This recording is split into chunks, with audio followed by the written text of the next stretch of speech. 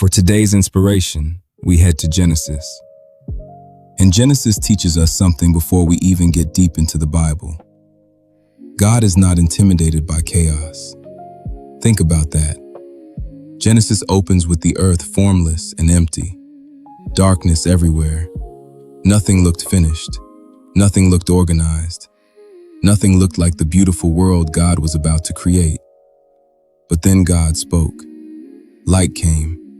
Order came. Life came. Purpose came. And maybe somebody needs to hear that today because your life doesn't look finished either. Maybe things feel scattered. Your finances don't look right. Your family doesn't look right. Your plans didn't work out the way you thought they would. Your mind has been all over the place. And you're looking at the confusion wondering, God, what can you possibly do with this? Genesis says, a whole lot.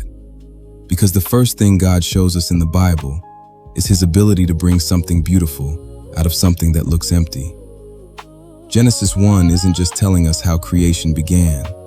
It's introducing us to the God we're going to meet throughout the rest of Scripture. A God who creates, a God who restores, a God who brings order, a God who speaks light into dark places. But then God does something even more personal. He creates humanity in His image. Genesis 1:26-27 tells us that human beings were made in the image of God. That means before you accomplished anything, before you earned anything, before anybody approved of you, before anybody followed you, liked you, married you, promoted you, or celebrated you, you already had value. Your worth didn't start with your resume. Your worth started with your Creator. And that's important because we live in a world constantly asking us to prove that we're enough. Genesis reminds us that you didn't create your value. God gave it to you. Then we reach Genesis 2. God gives Adam responsibility. He gives him purpose. He gives him relationship. But He also establishes something many of us struggle with: rest. Even in the beginning, life wasn't designed to be nothing but work.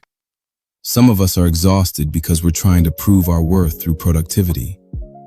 But God never told you to destroy yourself trying to prove that you're valuable. Then comes Genesis 3. Adam and Eve disobey God.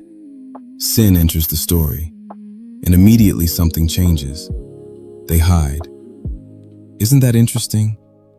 One of the first things sin produces is hiding. We still do it. We hide mistakes. We hide pain. We hide shame. We hide addictions. We hide things we're embarrassed about. We smile when we're hurting. We say we're fine when we're struggling. But when Adam and Eve hid, God came looking for them. God asked, "Where are you?" Not because God didn't know their location. God wanted them to recognize their condition. And sometimes that's the question God is asking us. Where are you? Not physically, spiritually, emotionally, mentally. Where are you? Are you walking with me? Or have you been hiding? Genesis keeps going. Cain allows jealousy and anger to consume him. Humanity becomes increasingly corrupt. By the time we reach Noah, the world is filled with wickedness. Yet Noah chooses obedience. And here's another lesson. You can live differently even when everybody around you is going the wrong direction. Noah didn't need the whole world to agree with him before he obeyed God. Sometimes obedience will make you look strange before it makes sense. Sometimes God will tell you to build something other people can't understand yet. Build the marriage. Build the business. Build your faith. Build better habits. Build your relationship with God. Keep building.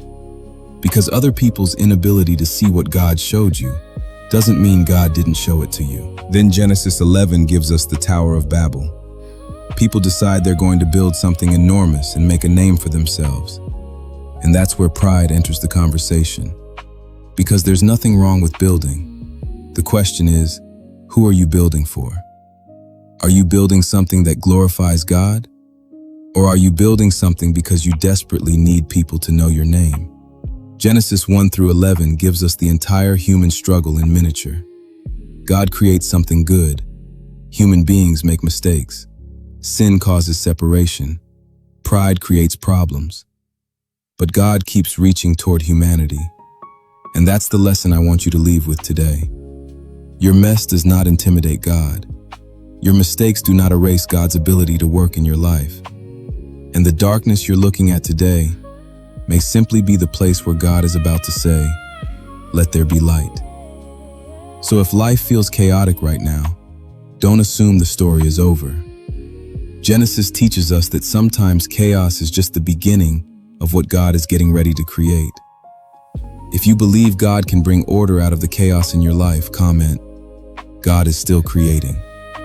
And send this Bible lesson to somebody who needs to remember that God isn't finished with their story.